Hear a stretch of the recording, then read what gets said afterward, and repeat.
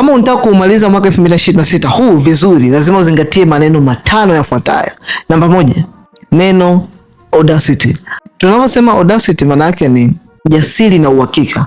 Kwa kipindi kilichobakia cha 2026, kama ukienenda kama ulivyoenda mwezi wa kwanza na huu wa pili na wa tatu, mambo yatakuwa ni yale yale kama 2025. The only thing unatakiwa kufanya ni kuweza kuamua kufanya mambo ambayo hakuna mtu yoyote, hata wewe mwenyewe pamoja na watu wanaokuzunguka, hawaamini kama inawezekana kufanyika kwa mtu mwenye sifa ama qualification kama zako. Amua kufanya.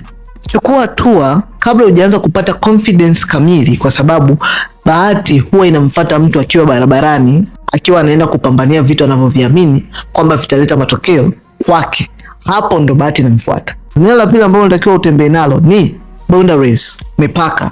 Jifunze kusema hapana bila kuanza kufanya rehearsal ya kutafuta reason ama sababu kichwani kwako. Sio lazima kichwani kwako uanze kusema nitasema hapana kwa sababu hii, kwa sababu hii, kwa sababu hii. No. Jifunze kusema hapana kwenye mambo ambayo unaona kwa sababu huyahitaji, bila kuanza kutafuta reason ya kubackup hapana yako. Tumia muda wako kama pesa, kwa sababu hiyo ndo resources pekee ambayo ukishaitumia irudi.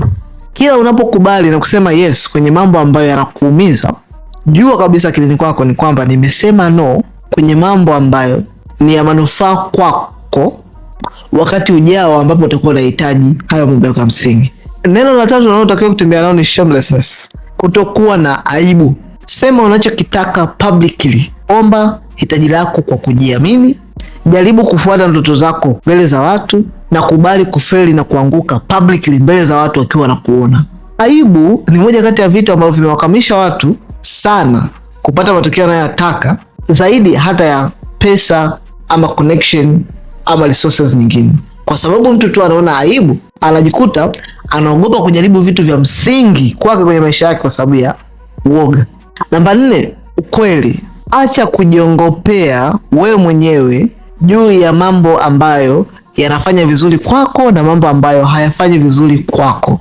Ukweli utakuchoma mara moja na utapona, lakini ukijiongopea itakugharimu na itakufanya uvuje damu kwa muda mrefu maradufu usiojulikana mwisho wake ni lini. Kama kazi yako haikupi unachokitaka, kama mahusiano yako unaona kabisa haya sio mahusiano mimi ninayotaka, kama biashara yako tayari imeshakufa, kuwa mkweli mwenyewe na uweze kufanya maamuzi ya kubadilisha. Mara zote unavyokuwa na uhakika wa mambo, itakuumiza kwa muda mfupi zaidi ya namna gani ambavyo ukiendelea kujidanganya itakavyokujeruhi na kukuangamiza milele. Namba 5, respective. Respective ni mtazamo wa tofauti. Jifunze kuweza kuangalia vitu kwa sura na jicho la tofauti. Story yako ya 2025, vitu vilivyo kuaffect na kukufelisha na kukuharibia maisha yako 2025, sio mwisho wa maisha yako. Wala sio kwamba ndio story kamili kwamba maisha yako ndivyo itakavyoendelea 2026 mpaka kumalizika. Kama kuna uwezekano wa kufeli mambo, it means pia kuna uwezekano wa kufaulu mambo. Kati ya kitu ambacho unatakiwa kuwa nacho, lazima uwe na mtazamo wa engo tofauti kwenye kila jambo unalofanya.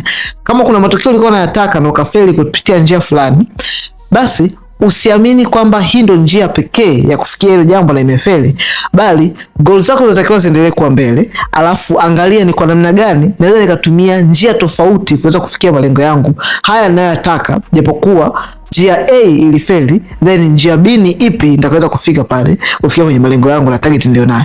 Pia jifunze kuweza kuelewa mambo na kufanya mambo, kuangalia jicho la watu wengine, kwamba watu wengine wanaona nini kwenye jambo langu, ili kuweza kupata ni kitu gani wewe unachoshinda kukiona ama unachokimiss kwenye hiyo engo ambacho watu wengine wanaweza kuwa wanaiona wakati wewe uone, kwa sababu utakuwa ni mtu husika. So jifunze pia kuangalia kwa engo la jicho la mtu mwingine kwenye mambo ambayo unayafanya, ili kupata the missing point ambayo unaimiss kwenye utekelezaji wa jambo lako. So matokeo ya kitu ulichokifanya nyuma ama jitihada ulizoziweka kwenye kufikia jambo lengo lako, haimaanishi kwa kuwa 2025 zilifeli basi 2026 usiendelee nazo kwa sababu zilifeli. No. Na unaweza kuwa umeshaanza 2026 mpaka sasa hivi umeshaanza kufanya jitihada, hakikisha malengo yako yanaendelea kuwa pale pale, standard inaendelea kuwa pale pale, the bar still hanging, then tengeneza respective approach kutokana na mazingira husika, kutokana na situation husika, kutokana na resources husika, ili uweze kupata matokeo yale ambayo unayataka. Hii 2026.